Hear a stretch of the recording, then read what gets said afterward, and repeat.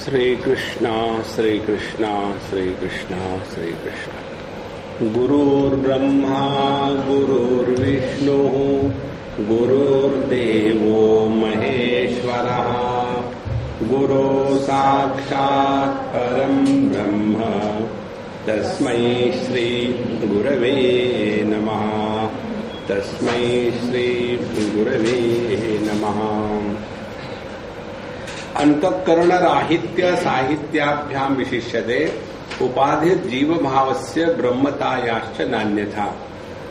उपाधि का होना, अंतःकरण की उपाधि का होना यह जीव की स्थिति है और अंतःकरण की उपाधि का नहीं होना यह ब्रह्म की स्थिति है। लेकिन दोनों में भी ध्यान उपाधि के तरफ ही है। जैसे पैसे होना यह अमीरी है और पैसे नहीं होना ये गरीबी है, तो दोनों ही स्थान पर महत्व पैसे को ही दिया जाना है। इसी प्रकार से यहाँ प्रश्न उठाते हैं कि जीव ब्रह्म में तो उपाधि को ही लेकर के एक जीव बनता है और एक ब्रह्म रहता है, तो ये उपाधि का नहीं होना ये कैसे हम स्वीकार करें कि ये उपाधि नहीं है? तो अंतःकरण नहीं होना ये भी उपाधि ही है। अब इसको विचार करते हैं। यथा विधि उपाधि स्यात् प्रतिषेधस्तथा न किम सुवर्ण लोह भेदेन श्रृंखलात्वं न विद्यते। अब चाहे जो चेन है लोहे की रहे या सुवर्ण की रहे, बांधती दोनों भी है। सुवर्ण की चेन बड़ी पतली होती है फिर भी बांध के रखती है, और लोहे की चेन बड़ी होती है वो भी बांध के रखती है। इसलिए यह कुछ फर्क नहीं पड़ता कि उपाधि है या नहीं है। तो ब्रह्म को जब हम कहते हैं कि उपाधि रहित, अंतःकरण उपाधि रहित है, उसको ब्रह्म कहते हैं, तो वो तो अभी उपाधि में ही फंसा है। अब इसको एक उदाहरण से समझ लो। दो बातें हैं, एक है दान करना और दूसरा है त्याग करना। जब दान करते हैं या नहीं करते हैं, दोनों ही स्थिति में हमने पैसे को महत्व दिया है। दान इसलिए नहीं करते कि हमको पैसे की जरूरत है, दान इसलिए करते हैं कि दूसरे के पैसे काम में आएंगे। तो दोनों की ही मन में पैसे के लिए महत्व बुद्धि है। लेकिन जब त्याग करते हैं तो पैसे के प्रति जो महत्व बुद्धि है वो अपने आप खत्म हो गई। इसी प्रकार से यदि हम ब्रह्म की उपाधि है अंतःकरण की तो जीव कहा, उपाधि नहीं है तो ब्रह्म कहा, तो यह ब्रह्म का ऐसा समझना कि ब्रह्म भी उपाधि से युक्त ही है, ये गलत समझ है, ये इनको कहना है। इसीलिए वेदांत शास्त्र में तत्व का प्रतिपादन दो प्रकार से होता है। अतद्व्यावृत्ति रूपेण साक्षात् विधि मुखेन च वेदांतानां प्रवृत्ति स्यात् इति आचार्य भाषितम। अतद्व्यावृत्ति रूपेण माने ब्रह्म क्या नहीं है पहले इस पर चिंतन हो रहा है। इसीलिए कि देह नहीं है, प्राण नहीं है, मन नहीं है, बुद्धि नहीं है, जीव नहीं है, जगत नहीं है, नाम रूप नहीं है, काल का उसके ऊपर में प्रभाव नहीं है, तो ब्रह्म क्या नहीं है पहले ये बता देते हैं। अतद्व्यावृत्ति रूप में निगेशन।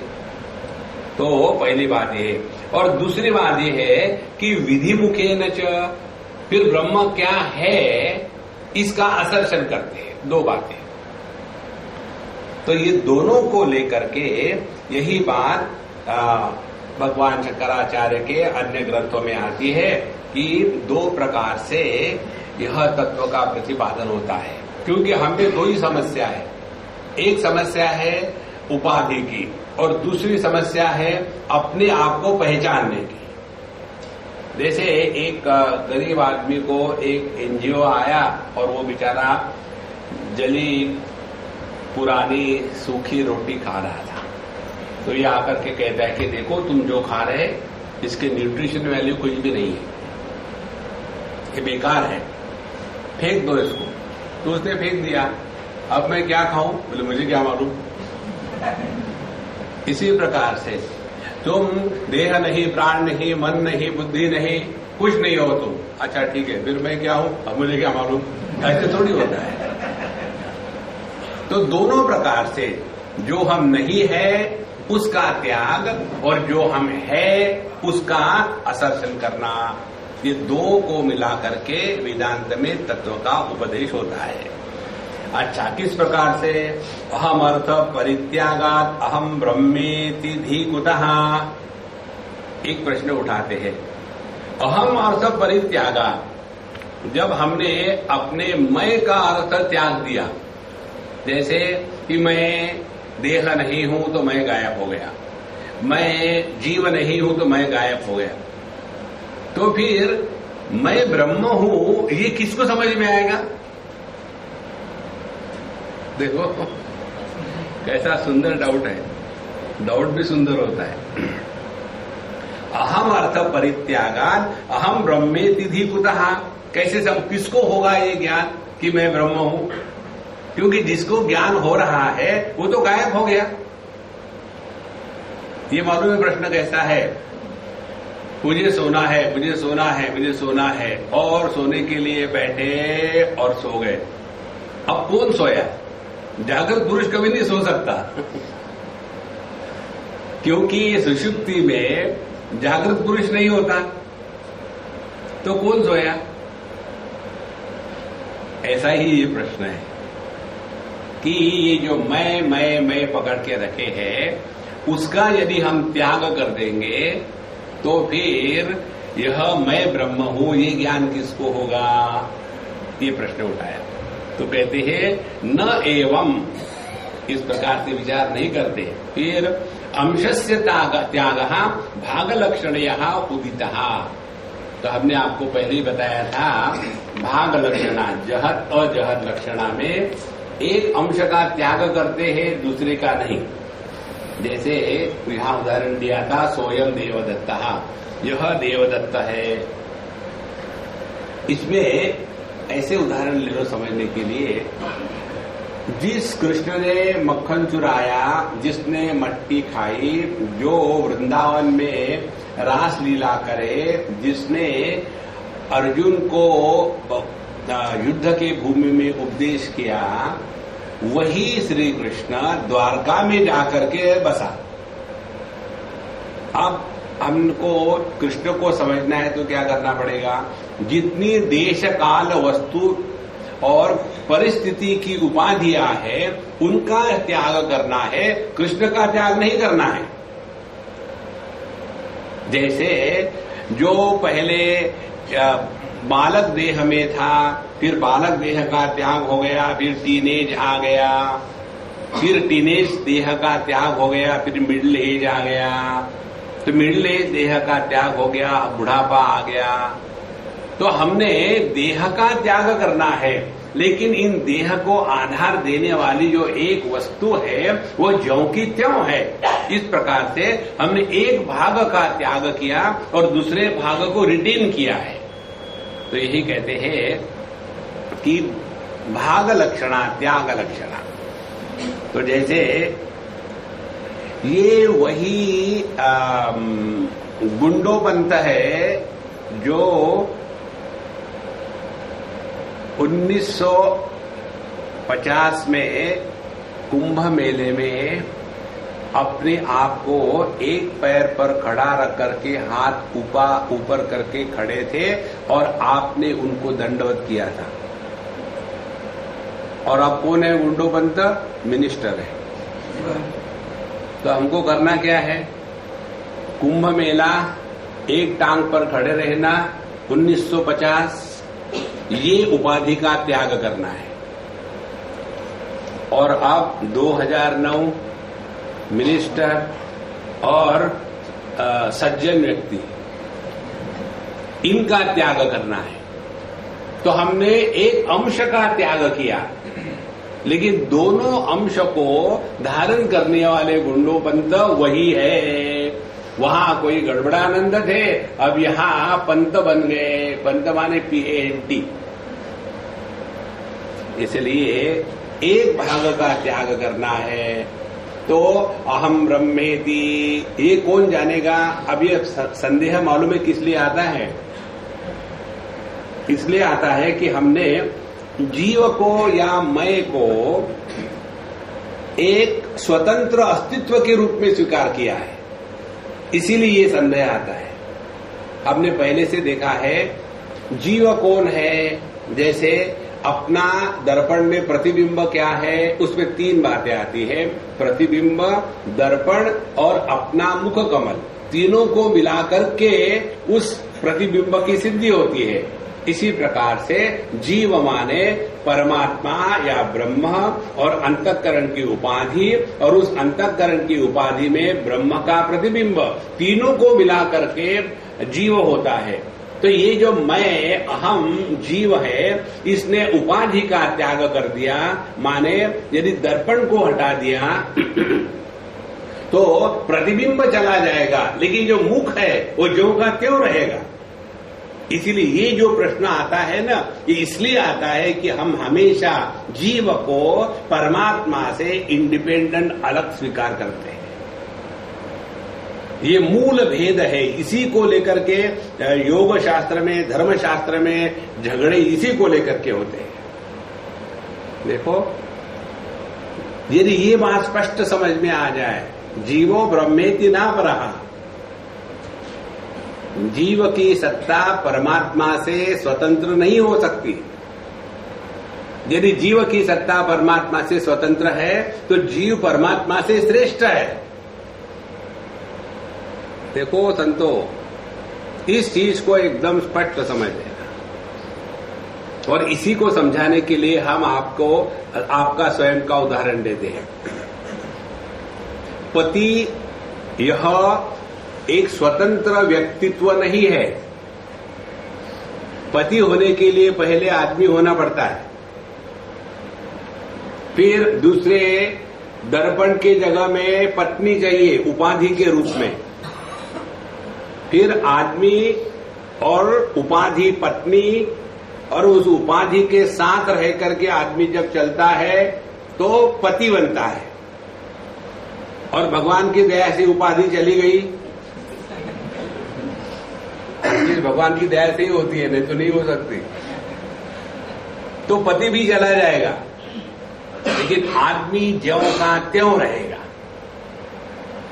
इसी प्रकार से मैं जीव हूं, इसका जो मैं है, इसका जीव भाव जब खत्म हो जाएगा तो मैं अपने आप में जो है वही रहेगा।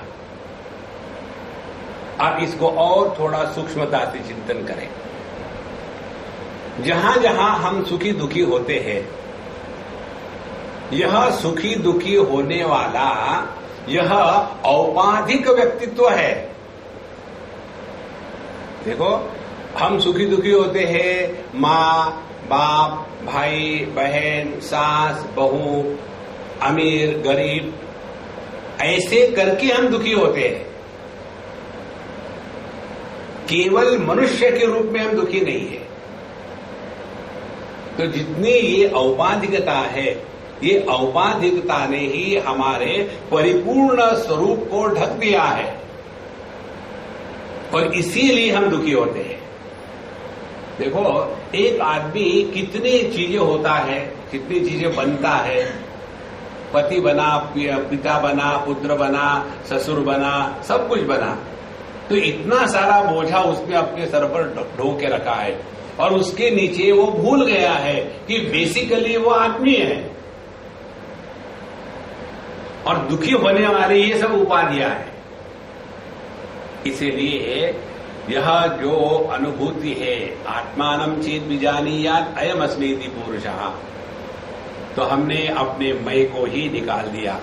इसीलिए कहते हैं अंतःकरण संत्यागात् अवशिष्टे चिदात्मनि अहम ब्रह्मेति वाक्येन ब्रह्मत्वं साक्षिणी ईक्षते।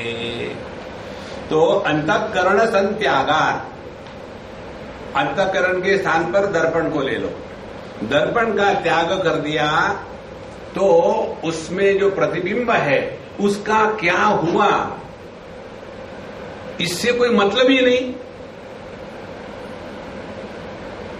अंतःकरण का जब त्याग कर दिया तो जीव का क्या हुआ? कुछ होगा तब ना कि जब जीव हो।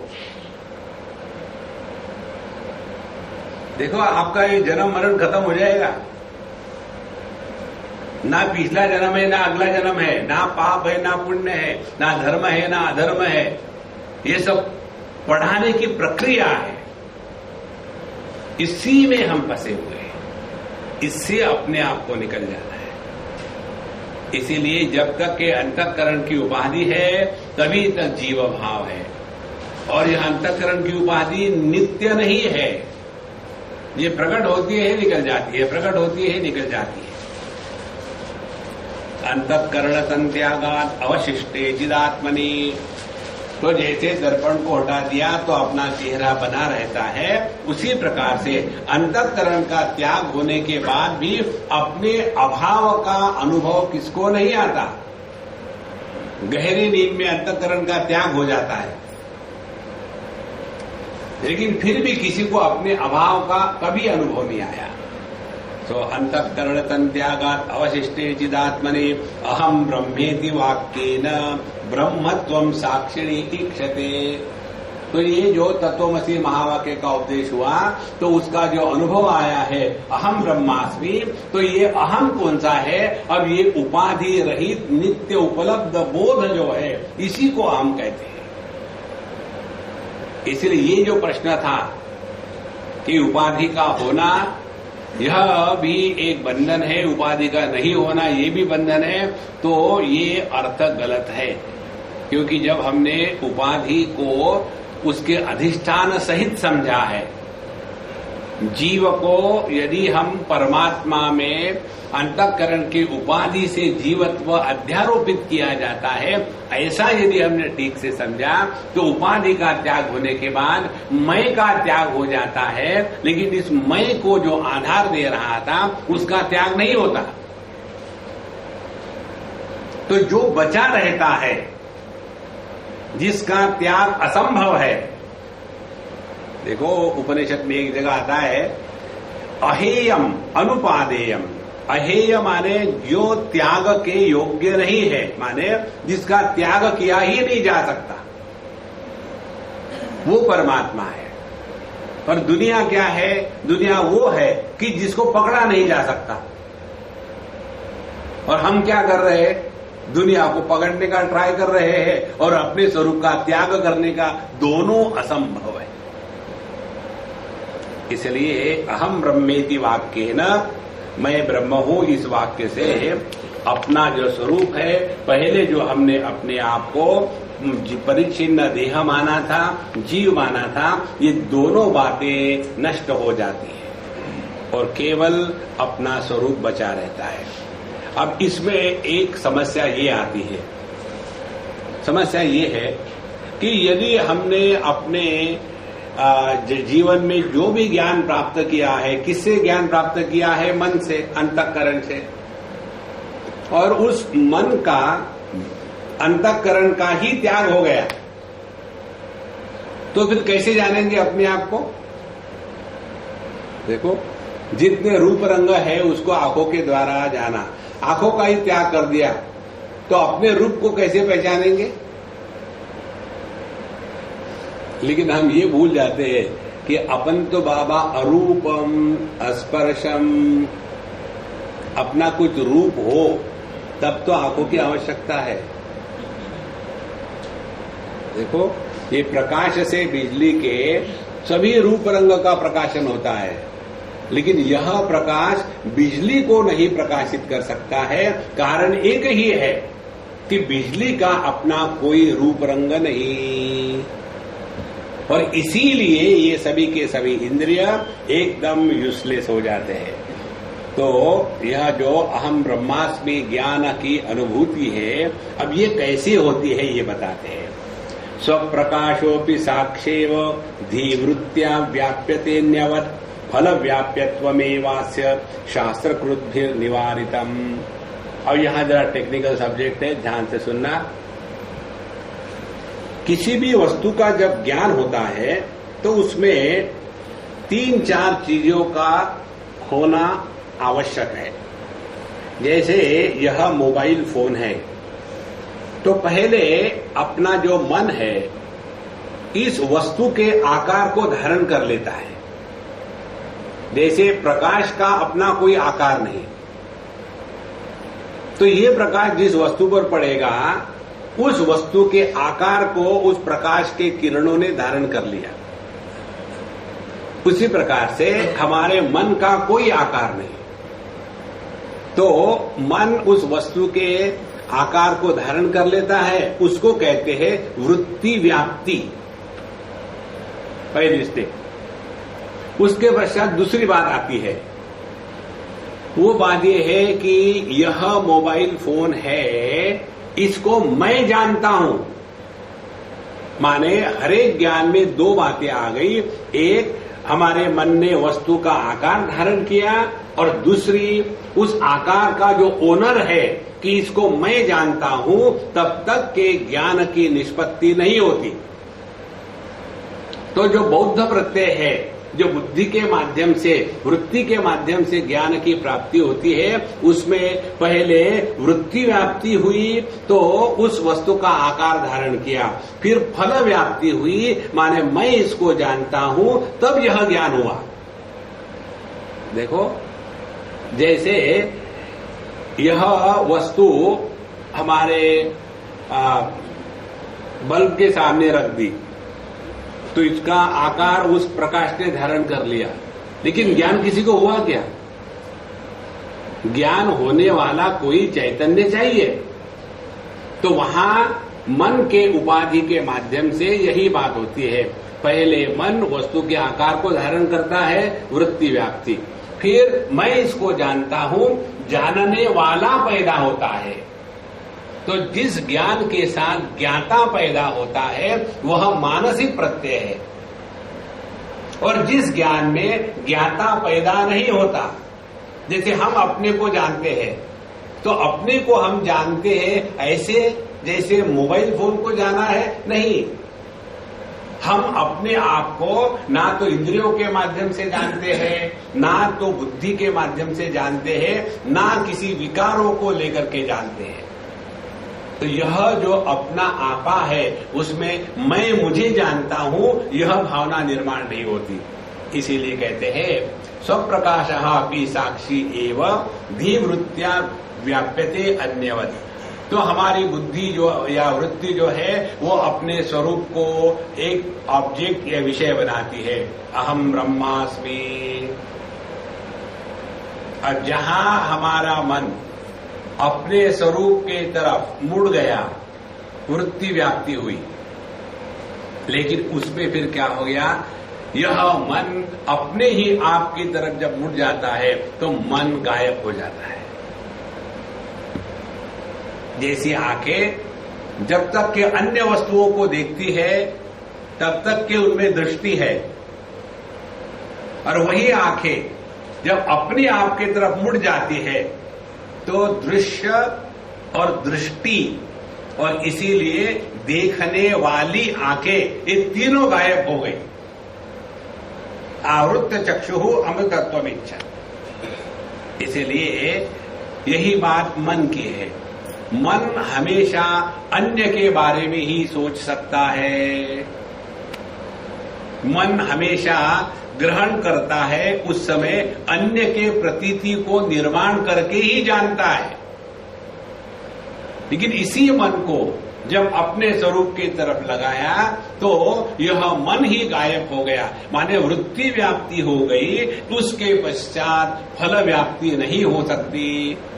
कारण क्या है? स्वप्रकाशः, क्योंकि वह स्वयं प्रकाशित है। हमको अपने होने के लिए किसी अन्य प्रमाण की आवश्यकता नहीं है। इसीलिए अस्य फल व्याप्यत्वं शास्त्रकृद्भिः निवारितम्। अब किस प्रकार से ये प्रक्रिया होती है आगे बताते हैं। बुद्धि तस्थचिदाभासौ द्वौ अपि व्याप्नुतो घटम तत्रा ज्ञानम धिया नश्येत् आभासेन घट स्फुरेत्। अब ध्यान से सुनना, ये बड़ी टेक्निकल और सूक्ष्म बातें हैं, ये हमको कभी कहीं पता नहीं चलती।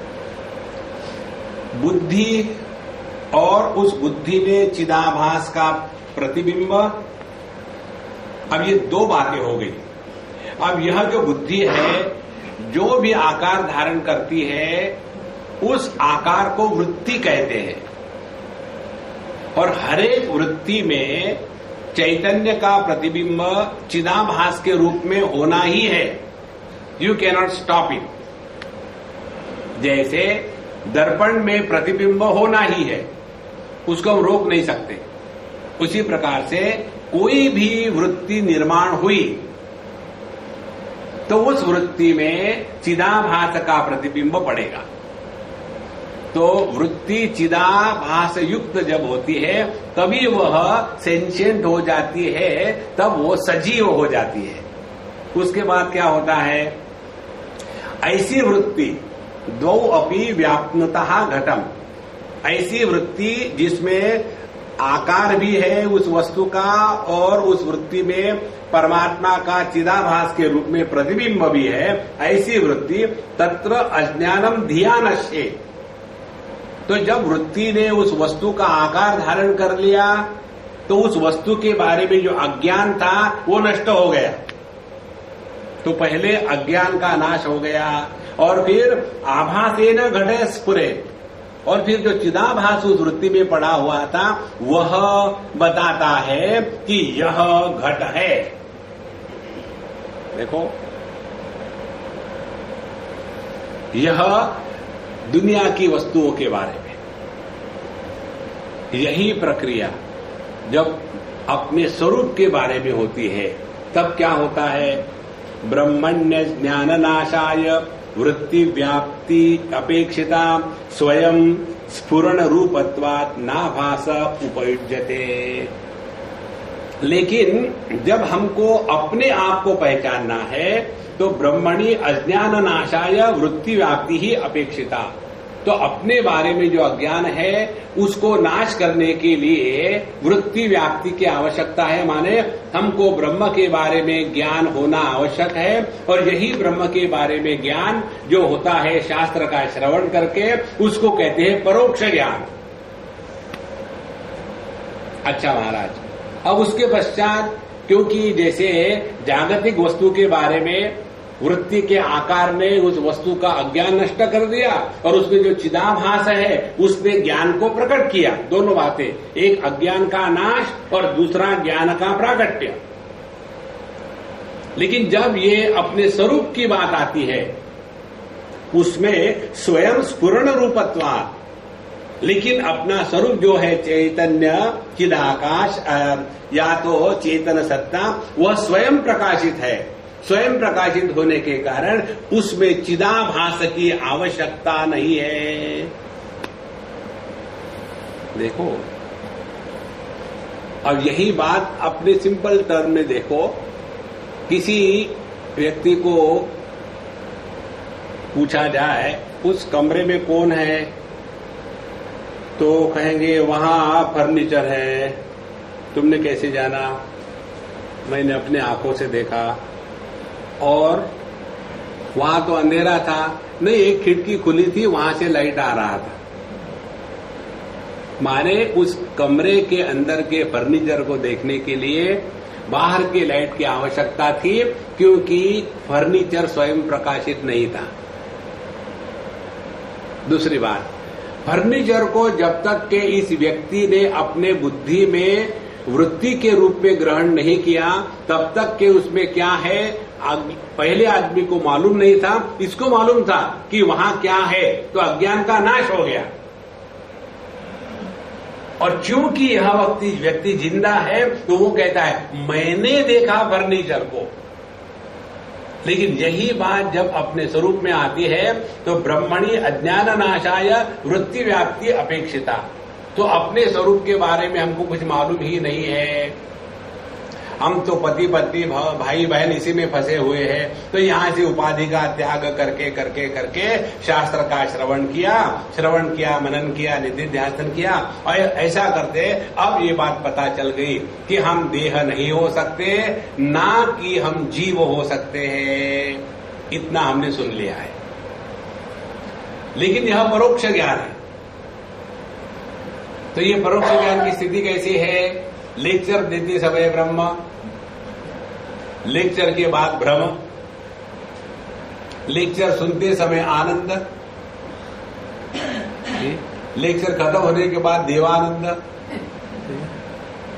तो यह जो परोक्ष ज्ञान है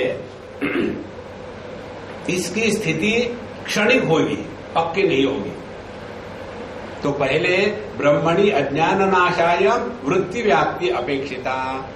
तो सत्संग में हम जब जाते हैं, सुनते हैं, तो ब्रह्म के बारे में जो अज्ञान है वो जिससे नष्ट होता है उसको कहते हैं वृत्ति व्याप्ति।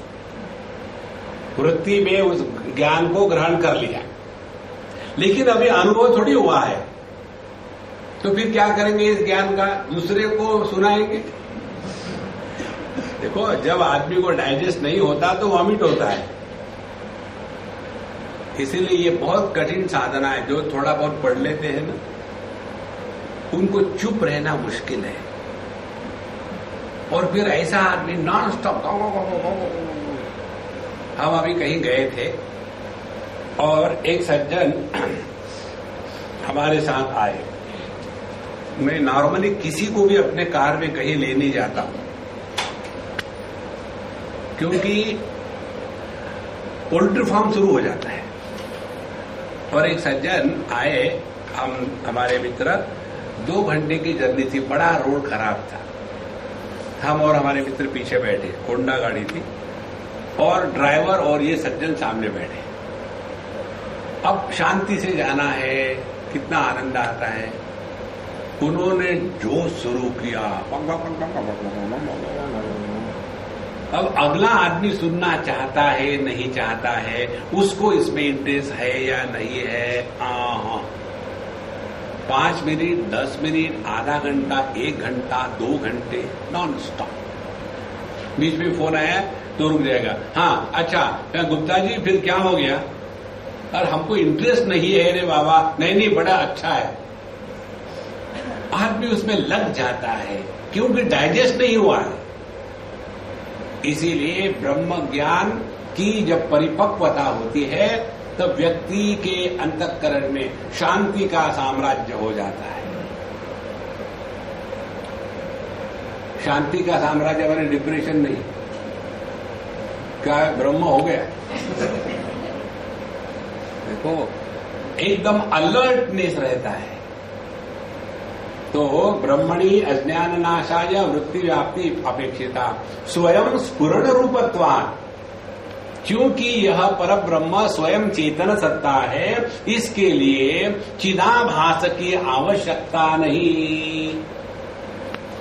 देखो, इसीलिए वहां फल व्याप्ति नहीं होती। ये बताने के लिए उदाहरण देते हैं। चक्षुर्दीपावपेक्षेते घटादेर दर्शने यथा न दीप दर्शने किंतु चक्षुरेकमपेक्षते। यदि किसी मटके को देखना हो, घट को देखना हो, तो एक दीपक की भी आवश्यकता है, आंखों की भी आवश्यकता है, तब जाकर के एक घट का दर्शन होता है। जैसे हमारे पास पुस्तक है, तो ये पुस्तक को देखने के लिए ये बल्ब के प्रकाश की आवश्यकता है। तो पुस्तक के देखने के लिए 2 प्रकाश चाहिए, एक तो बल्ब का प्रकाश, दूसरा हमारे आंखों का प्रकाश। और यदि ये बल्ब को देखना हो तो हम कहेंगे क्या? अरे पुस्तक ले आओ, बल्ब को देखना है। नहीं, कारण क्या है कि यह बल्ब स्वयं प्रकाशित है। इसी प्रकार से जो जड़ जगत है उसके प्रकाशन के लिए फल व्याप्ति की आवश्यकता है, और जो स्वयं प्रकाशित परब्रह्म है उसके प्रकाशन के लिए अन्य प्रकाश की आवश्यकता नहीं है।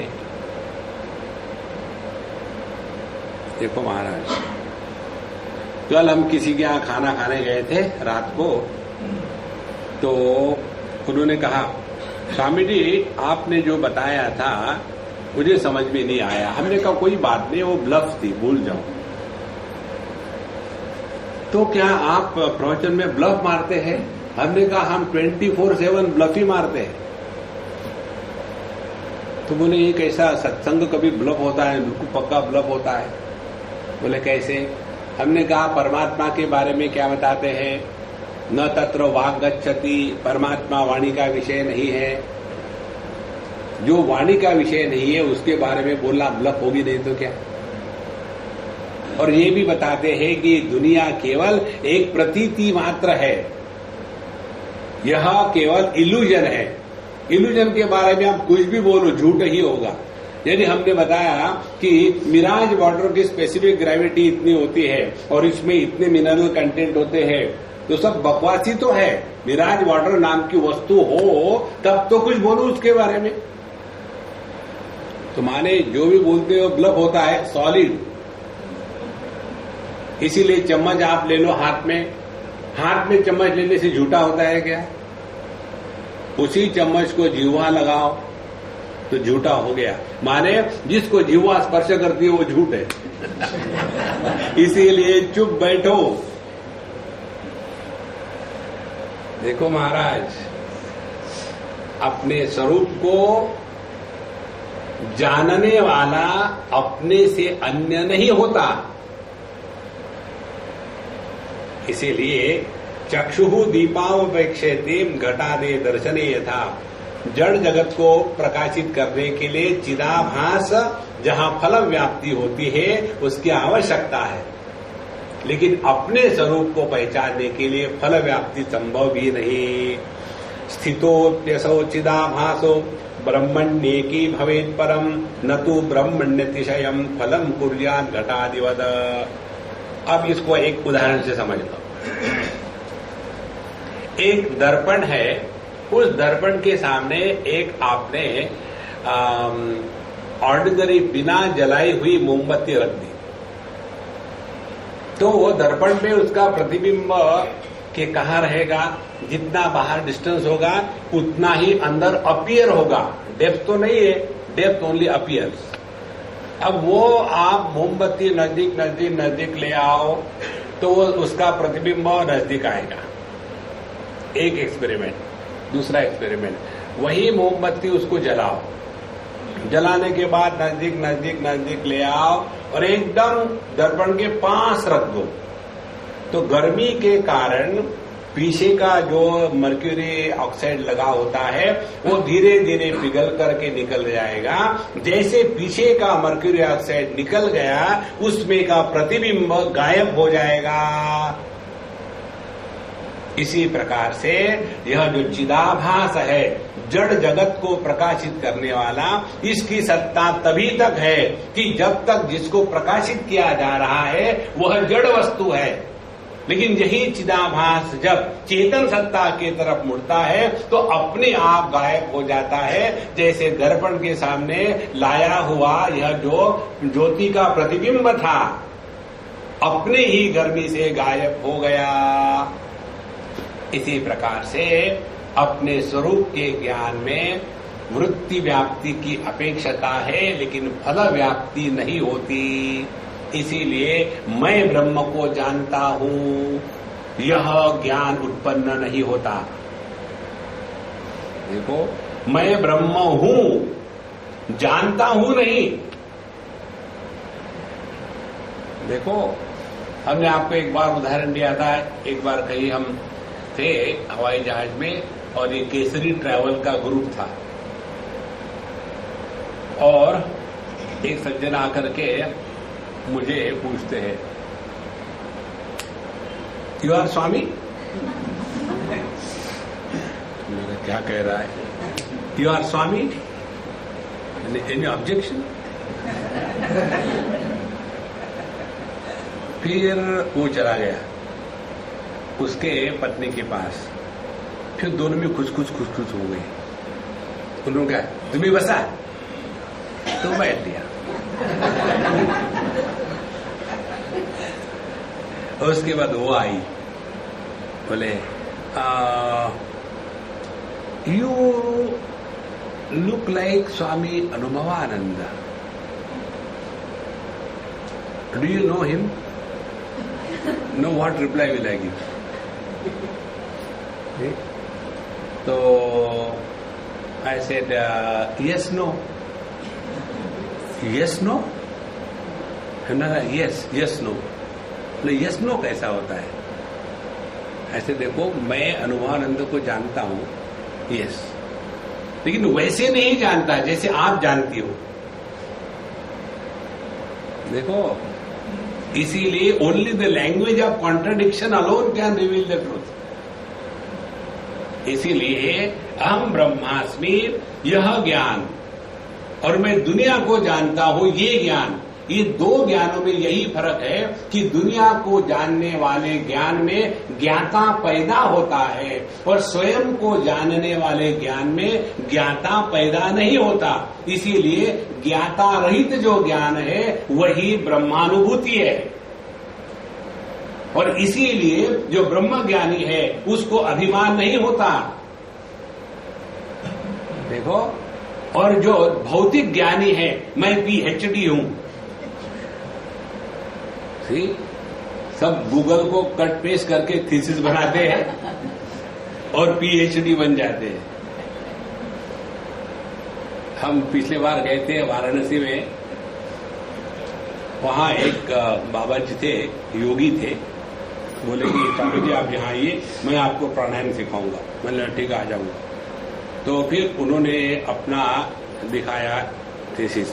बोले स्वामी जी मैंने इसमें इतनी मेहनत करी, लेकिन अब वो BHU के कुछ प्रोफेसर लोग हैं, वो कहते हैं कि हम तुमको 3 लाख रुपए दे देंगे, ये काम पूरा हमको दे दो, क्योंकि इसमें हम कम से कम 6-7 PhD निकाल सकते हैं, और एक एक PhD से उनको 50,000 1 लाख रुपए मिल जाते हैं। लो, तो उसमें भौतिक जागतिक ज्ञान में मैं पैदा होता है, इसीलिए ब्रह्म ज्ञानी को मान अपमान नहीं होता। देखो, मानापमानयोः प्रशांतस्य परमात्मा समाहितः, भगवद गीता कहती है। जो मान अपमान में हमेशा जैसे के तैसे ही रहता है, उसी को परमात्मा की प्राप्ति हो गई है, क्योंकि ब्रह्म ज्ञान वो है जिसमें ज्ञाता पैदा नहीं होता, और क्योंकि ज्ञाता पैदा नहीं होता, ज्ञेय की स्थिति ही नहीं है। और जब ज्ञाता और ज्ञेय दोनों गायब हो गए, फिर क्या रहा? शुद्ध ज्ञान रहा, और फिर बाकी दुनिया क्या है? यह केवल प्रतीति मात्र है। देखो, यह जो मृग जल है, मृग तृष्णा है, उसको देखते हैं, लेकिन मृग जल देखने वाला जो ज्ञाता है वो वास्तविक थोड़ी है। उसको मालूम है मैं देख रहा हूं, वो नहीं है।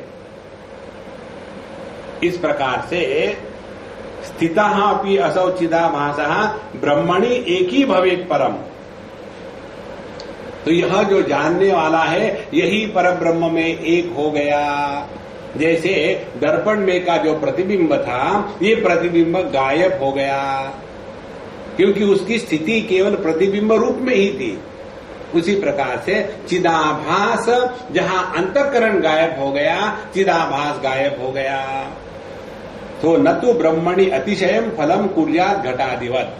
तो जैसे जड़ जगत को जानते समय फल व्याप्ति होती है कि मैं इस घट को जानता हूं, उसी प्रकार से मैं अपने स्वरूप को जानता हूं, यह फल व्याप्ति कभी नहीं होती। देखो, आगे कहते हैं कि यह परमात्मा का जो स्वरूप है, अब पहले क्या नहीं है ये बता दिया, अब क्या है विधि वाक्य न कहते हैं। अप्रमेय मनादिंचेति अत्र श्रुतेदमीरितम मनसे वेदमाप्तव्यम इति धीव्याप्यता श्रुता।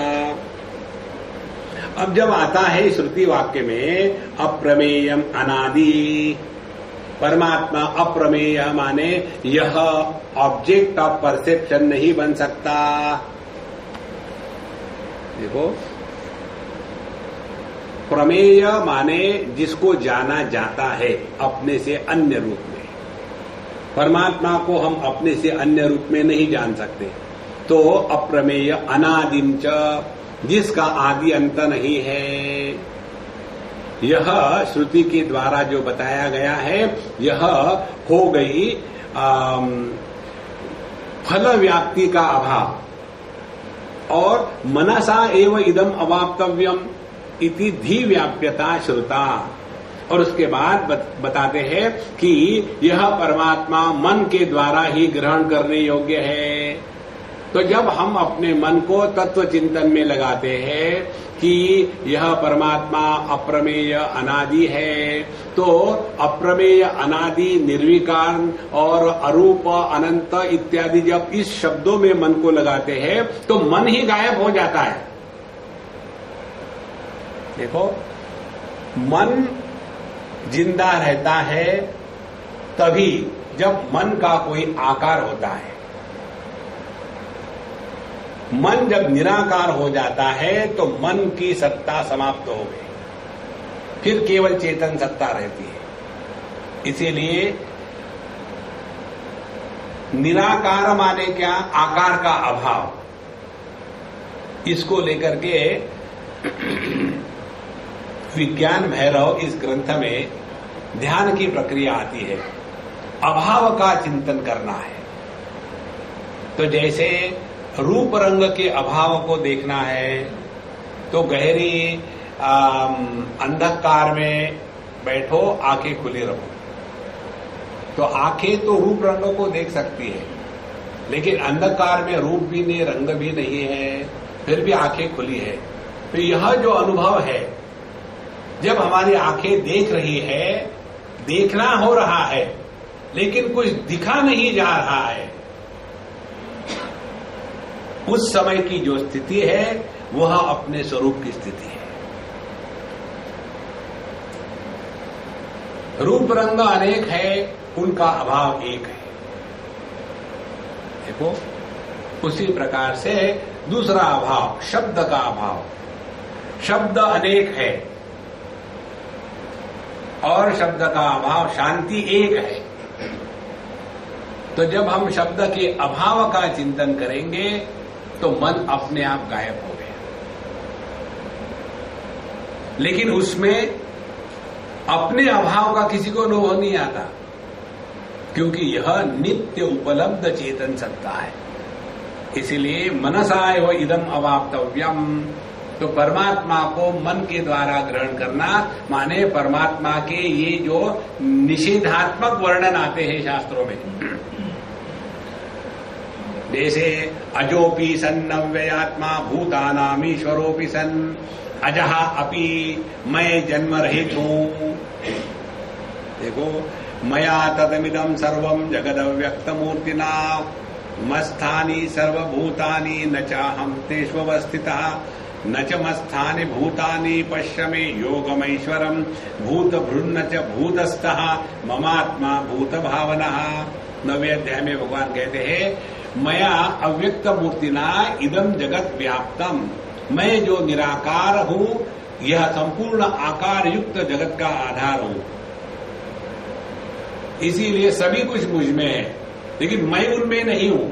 माने आकार जन्म और मृत्यु को प्राप्त होते हैं, लेकिन मेरा ना जन्म है ना मृत्यु है। और मेरे दृष्टि से देखा जाए तो ना मैं उसमें हूं ना वो मुझ में है। यह जो स्थिति है, ये है ब्रह्मात्म के बोध की स्थिति। तो मनसा एव इदम अवाप्तव्यम इति धी व्याप्यता श्रुता। इसीलिए शास्त्र में जब आता है कि मन के द्वारा परमात्मा को जानो, तो पहले मन को दुनिया से हटाओ, तभी मन परमात्मा की तरफ जाएगा। और मन को परमात्मा में लगाओ, माने जाकर के श्रवण करो, सत्संग करो। और जब सत्संग हम करते हैं तो धीरे धीरे ये बातें अपने मन में इकट्ठी होने लग जाती है, और ये जितनी सूक्ष्मता से इकट्ठी होगी, अपने में परिवर्तन आना शुरू हो जाता है। देखो, स्वयं अपने आप में परिवर्तन आना शुरू हो जाता है। एक छोटा सा बच्चा है पूना में, वो इतना चॉकलेट खा रहा था तो उसकी मम्मी ने मुझे कहा, स्वामी जी पता नहीं इसको कैसे रोके, ये दूसरा खाता ही नहीं कुछ। हमने कहा बाद में बात करेंगे, पहले मुझे खाना खिलाओ। तो मुझे खाना दिया, बच्चा आया, Swami ji take chocolate. I said, I am not a fool to eat chocolate. Why? Fools eat chocolate? I said, no, foolish people eat chocolate. How come?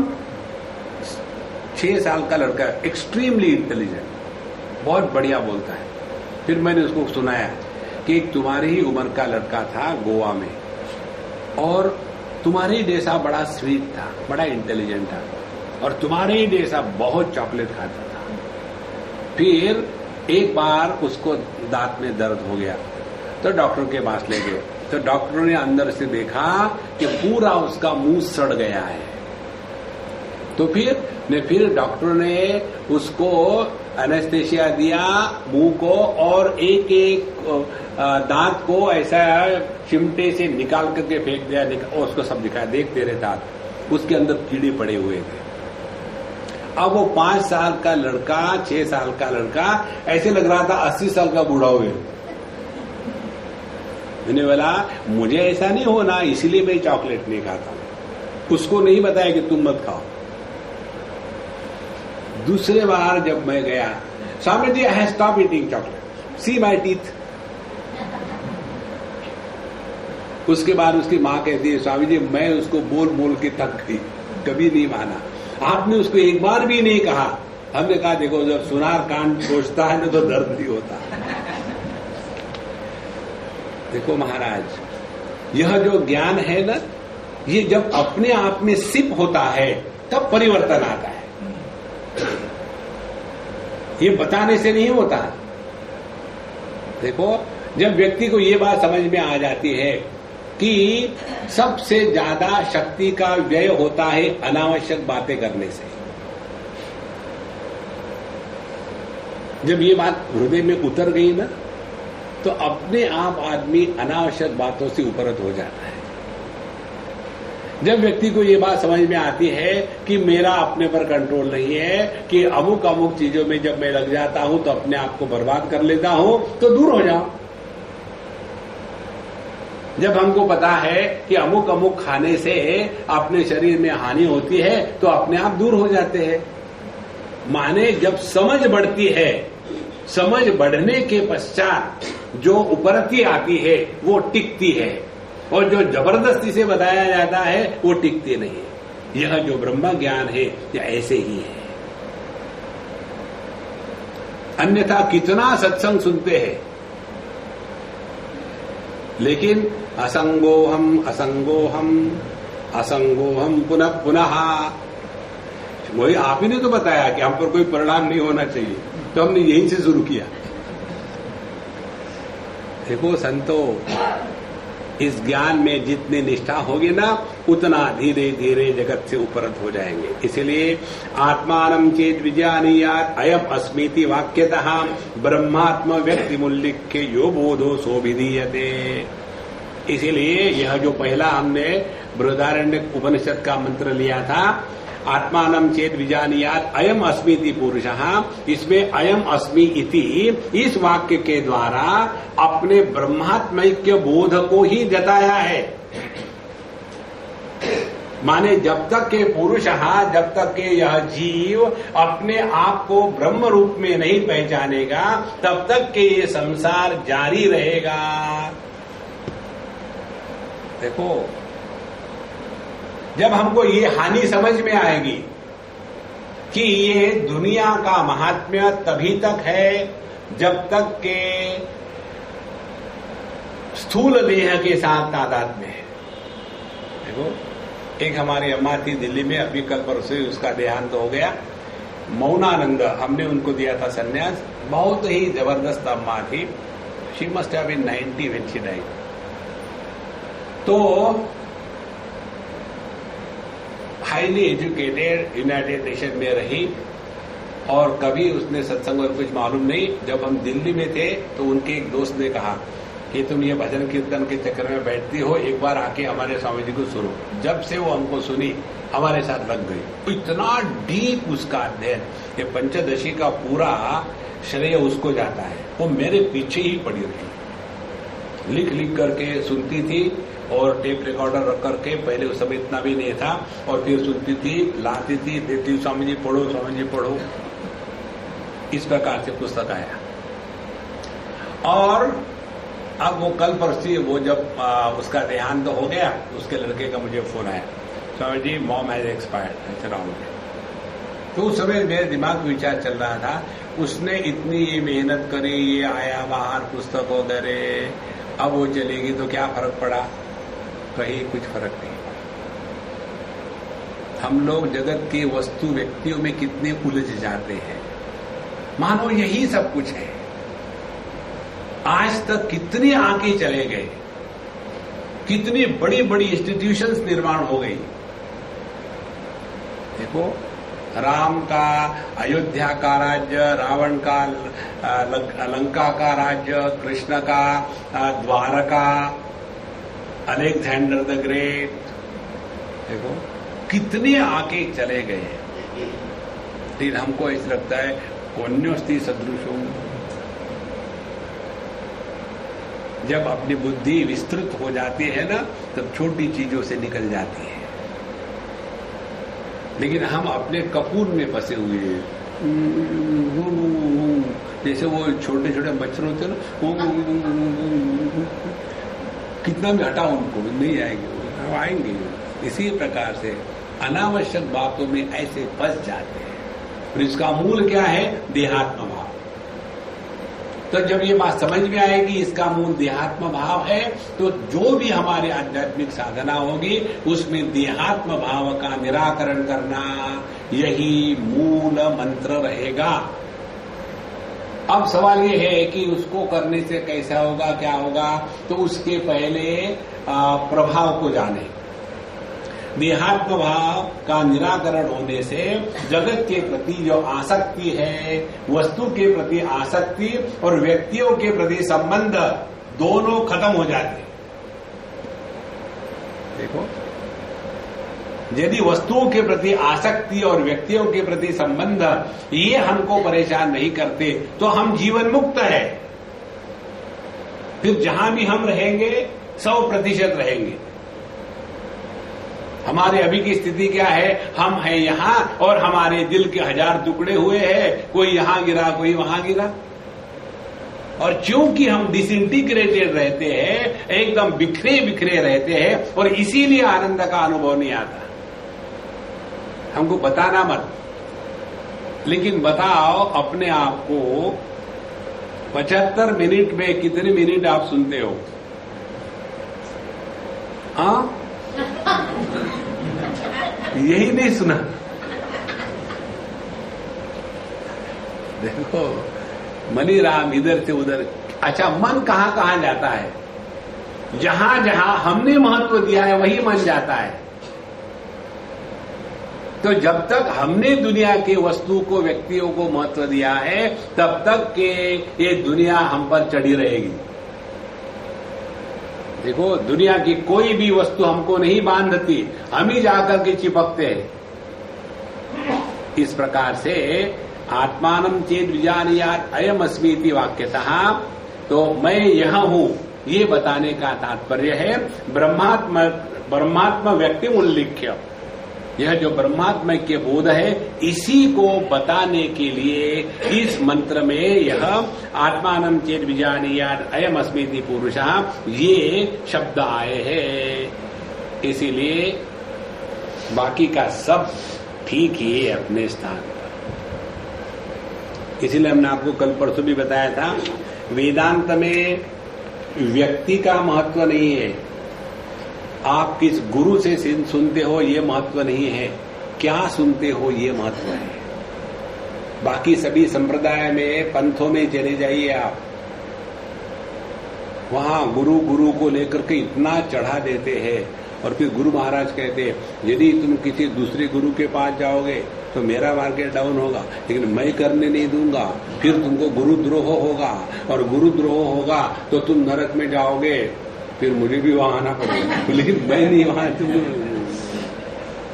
देखो, वेदांत शास्त्र में तत्व का महत्व है। ठीक, गुरु नैव शिष्यम चिदानंद रूप शिवोहम शिवोहम। स्पष्ट रूप से भगवान शंकराचार्य कहते हैं विश्वम पश्यति कार्य कारणतया। ये जगत का निर्माण होता है जहां कार्य कारण को हमने सत्य माना है, स्वस्वामी संबंधतः। फिर वहां नौकर मालिक शुरू हो गया, संसार शुरू। शिष्याचार्य तया, गुरु शिष्य हुआ संसार शुरू, पुत्र पिता पुत्र संसार शुरू। तो ये संसार जो नाम की वस्तु है ना, वो यही है, इस द्वैत के साम्राज्य में अपने आप को लुटा देना। इसलिए जब तक के ब्रह्मात्मैक्य बोध नहीं होता तब तक के ये संसार चलता रहेगा। अस्तु बोधो परोक्षत्र महावाक्या तथाप्यसौ न दृढ़ श्रवणादीनाम आचार्य पुनरीरणात्। अच्छा भैया, ये बात तो समझ में आ गई है। अपरोक्ष बोध महावाक्यात्, तो पहले जो परोक्ष ज्ञान होता है, पहली जो 7 स्थितियां भूलना मत, अज्ञान, आवरण, विक्षेप, परोक्ष ज्ञान, अपरोक्ष ज्ञान, दुख निवृत्ति और निरंकुशा तृप्ति। हाँ, हो गए 7। यही 7 गांठें हैं। ये जो 7 चक्र आते हैं ना, ये कुंडलिनी मार्ग वालों के, यही है वो 7। जो आपका मूलाधार चक्र है, यह है अज्ञान। स्वाधिष्ठान जो है, यह है आवरण। मणिपुर जो है, यह है विक्षेप। अनाहत जो है, यह है परोक्ष ज्ञान। फिर विशुद्ध चक्र जो है, वो है अपरोक्ष ज्ञान। उसके बाद आज्ञा चक्र जो है, वो है दुख निवृत्ति। और सहस्त्रार जो है, वो है निरंकुशा तृप्ति। उसको समझने के स्थान पर हम लगे रहते हैं कि कुछ हो रहा, कुछ हो गया, यहाँ बीच में कुछ हो रहा था, गैसेस हो गए। इस चक्कर में मत फंसना संतो। देखो, अब जब हमने ये समझ लिया कि अपरोक्ष अनुभव केवल महावाक्य के चिंतन से ही हो सकता है।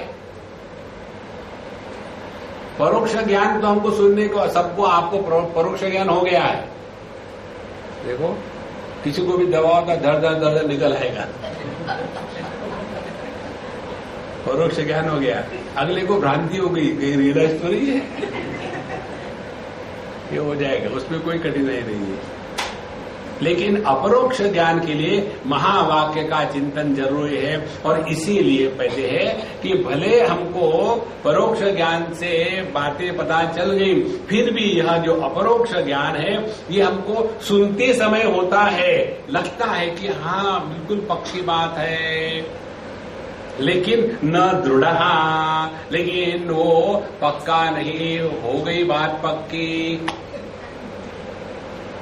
देखो, नया सीरियल आ रहा है ना, नहीं मालूम, अज्ञान शिरोमणि। आप लोग जब घूमते हो तब देखते नहीं हो क्या बिल बोर्ड, दूल्हा क्रमांक 1, दूल्हा क्रमांक 2, विस्तार से देखा करो। तो न दृढ़ श्रवणादि नाम आचार्य ही पुनः ईरणात्। लेकिन यह जो श्रवण करते समय हमको जो बीच में झलक मिलती है अपने स्वरूप की, वो दृढ़ नहीं रहती। इसके लिए कहते हैं कि हमको नित्य निरंतर श्रवण मनन निधिध्यासन करना आवश्यक है। देखो महाराज, सबसे बड़ी साधना होती है श्रवण साधना, सबसे बड़ी साधना है। जितने भी आपके नियम है, पूजा के, पोथी के, दान के, धर्म के, कपाल भाती के और भांति भांति के, जो भी हो, ये सभी नियमों को अलग रख करके सत्संग का श्रवण नंबर 1 की स्पिरिचुअल प्रैक्टिस है। देखो, जितनी समस्या है ना, गलत धारणाओं की है। और ये गलत धारणाओं को हटाने के लिए एक ही उपाय है, वो है सत्संग। भगवान शंकराचार्य कहते हैं ना, सत्संगत्वे निस्संगत्वम, निस्संगत्वे निर्मोहत्वम, निर्मोहत्वे निश्चलतत्वम, निश्चलतत्वे जीवन मुक्ति। भज गोविंदम भज गोविंदम। अभी वाराणसी में एक हमारा बच्चा मिला, तो उसने कहा, स्वामी जी मैं ये करता हूँ, वो करता हूँ, ऐसे करता हूँ, ऐसे करता हूँ, बहुत बढ़िया। बोले आपने हमको एक बात बताई थी, वो मैं कभी नहीं भूल सकता। मैंने क्या बताई थी मैंने? बोले एक बार आपने बताई थी कि जिस दिन सत्संग नहीं करोगे उस दिन खाना नहीं खाना। तो वो बात हमारे दिमाग में ऐसी फिट हो गई कि या तो हम सत्संग स्वयं करेंगे, या किसी का सुनेंगे, या अध्ययन करेंगे, या कोई चिंतन करेंगे। क्लियरली जब तक के जीवन में सत्संग नहीं, तब तक के अन्न पानी ग्रहण नहीं करना। देखो कैसे मजा आ जाता है, क्योंकि सत्संग जीवन की सर्वश्रेष्ठ साधना है, और उसमें भी पठन से, जप से, श्रवण साधना। सत्संग को श्रवण करना है। श्रवण करने से क्या होता है, पुस्तकों में जो छपा है वो लिमिटेड होता है स्पेस के कारण, और सत्संग में जब हम सुनते हैं आचार्य मुख से तो पता चलता है कि कहाँ क्लैरिटी है और कहाँ कंफ्यूजन है। उसके अनुसार भिन्न भिन्न प्रकार के उदाहरण इत्यादि आकर के गलत धारणाओं का निराकरण सत्संग में ही हो सकता है, पुस्तक पढ़ के नहीं होता। इसीलिए अहम ब्रह्मेति वाक्यार्थ बोधो यावत् दृढ़ी भवेत् क्षमादि सहित अस्तावत् अभ्यसे श्रवणादिकम। तो फिर वेदांत की साधना क्या है? क्षमादि सहित, शम दम उपरति श्रद्धा तितिक्षा समाधान। क्षमादि षडक संपत्ति, सड़क संपत्ति नहीं। तो अपने इंद्रियों पर नियंत्रण, मन पर नियंत्रण, अपने समझ पर नियंत्रण, दुख को सहने की क्षमता, कंप्लेन करना बंद। समाधान माने अत्यंत सावधानी से जीना।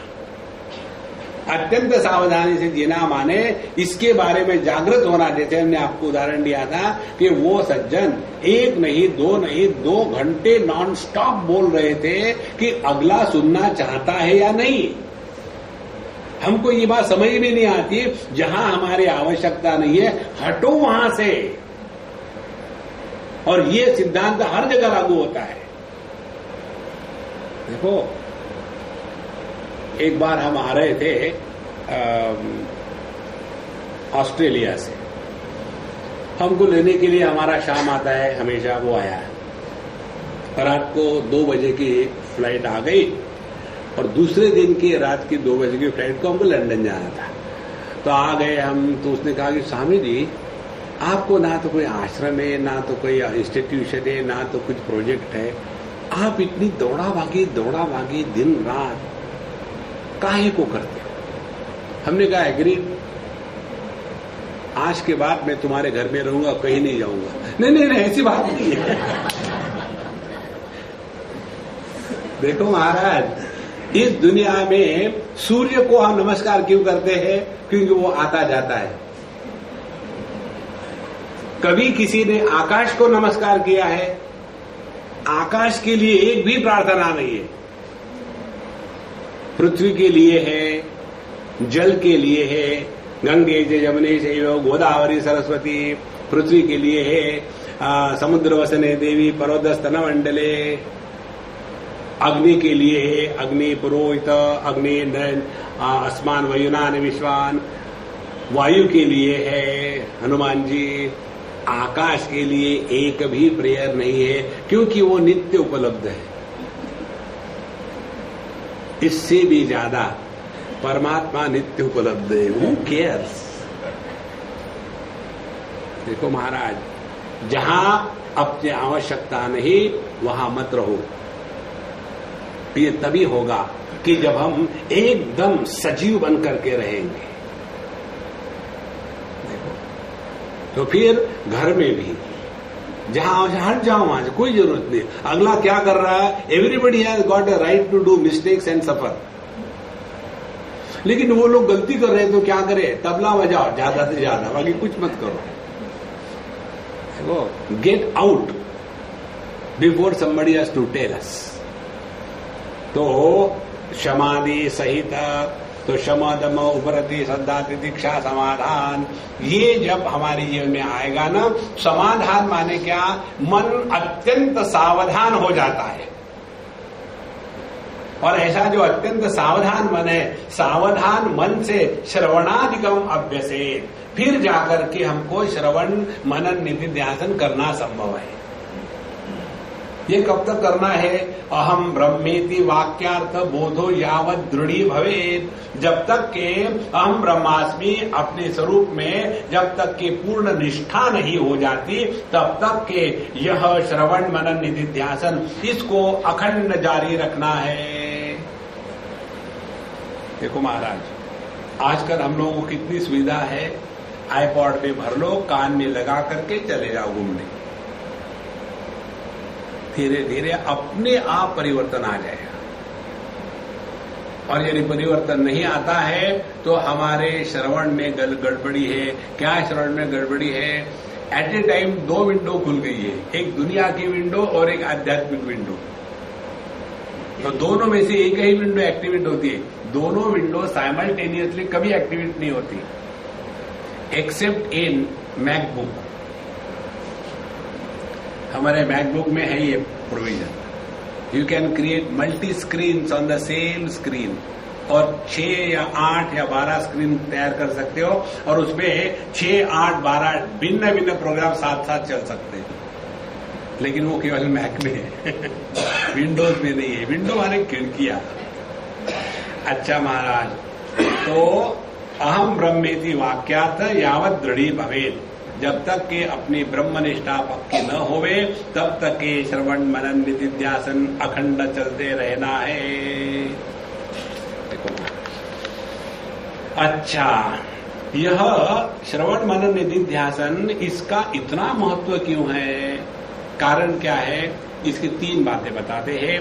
बाढ़ संति यथार्डस्य हेतवः श्रुत्यनेकता असंभाव्यत्वम अर्थस्य विपरीता च भावना। 3 कारण है जिसके कारण हमारा यह जो अनुभव है हम ब्रह्मास्मि का, ये दृढ़ नहीं होता। कौन से 3 है? पहली है श्रुति अनेकता।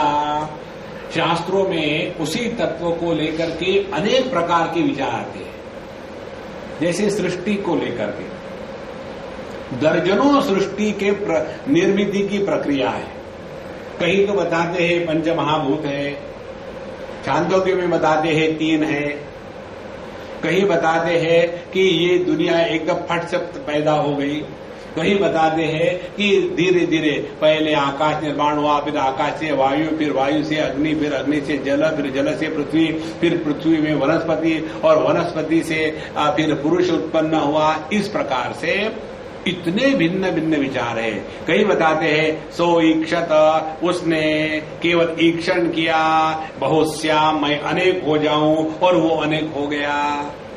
तो कहीं संकल्प सृष्टि है, कहीं सीक्वेंस से है, कहीं बिग बैंग से है, तो समझ में नहीं आता असली है क्या, ये ठीक है कि वो ठीक है।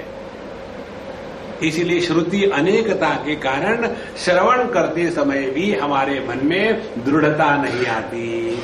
पहली बात श्रुति अनेकता। देन असंभाव्यत्वम। असंभाव्यत्वम माने ये कैसे संभव है कि मैं देह नहीं हूं। देखो, मैं देह में बैठ के विचार कर रहा हूं, मैं देह नहीं हूं, देह को संभव ही नहीं है। इस जगत में कोई भी नहीं रह सकता बिना देह के। यदि देह नहीं है तो मन रहेगा क्या? नहीं। यदि मन नहीं है तो दुनिया रहेगी क्या? नहीं। तो सबका आधार क्या है? देह। देखो लॉजिक। इसीलिए हम मन से अन्य है, ये असंभव है, इम्पॉसिबल, इट इज नॉट, असंभाव्य। और अर्थस्य विपरीता।